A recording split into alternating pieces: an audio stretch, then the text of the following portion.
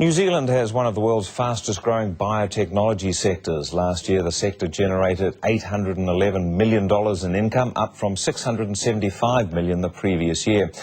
But the industry faces an ongoing problem in accessing the capital necessary to fund start-up and emerging ventures. Joining me now to discuss is Tim Howe from Ernst & Young. Good morning, Tim. Good morning, Michael. So that's a pretty solid rise, 675 to 811. What's been driving it? It certainly is, Michael. It's been driven through new products being brought into the market and also a development of relationships with overseas companies who have assisted in partnering with New Zealand companies to take their products globally. Now, what was a good development, I suppose, for the industry was 3 new funds were launched, weren't they? Certainly. Tell us about that. Last year we saw $220 million launched into the market. This was made up of the largest of these funds was a $100 million Bio-Pacific Ventures Fund, which was made up of direct capital in Vintages, which is an international VC firm, and Ag Research. Now, is this hopefully going to fill that gap, that constant problem we have, isn't it, the lack of capital? It certainly will. Last year, the Ernst & Young report that came out, the Venture Capital Monitor, showed that there was about $700 million available for funding in the biotech sector.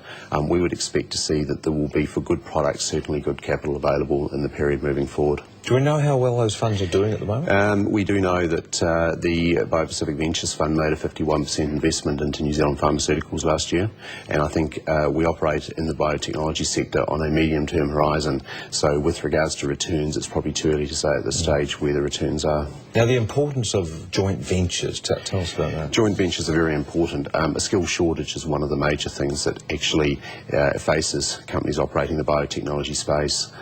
We saw this year a pharmaceutical company venture with an American company, the Walter Reed Institute of Research, to actually take their product and commercialise it while they retained worldwide rights.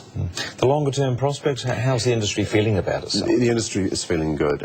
We've got a significant amount of capital there available for distribution, and also we have the opportunity and the willingness to actually venture with companies offshore, which will see the leverage of experience from international companies brought into the New Zealand marketplace. Are the bulk of our biotech ventures, are they agriculturally based? There are a large in the agri-biotech sector. One of the issues facing companies is they actually need to add additional value from the traditional agri-biotech product in order to return the revenues back to the companies that have invested in the development. So this is the additional challenge faced, but it has created a niche for New Zealand companies in the agri-biotech sector.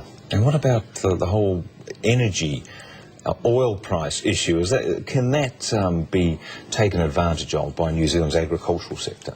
Certainly can, and I'm sure that there will be companies. The pipeline of a biotechnology company is something that they keep well under wraps, and we only read about it or know about it at the very late stages. So I'm sure there may be some opportunities that are being worked on in that area. However, if they're in the early to medium stages, it's probably too early to know about them at this stage. Okay, thanks very much. That's Thank you, Tim Michael. Howe from Ernst & Young.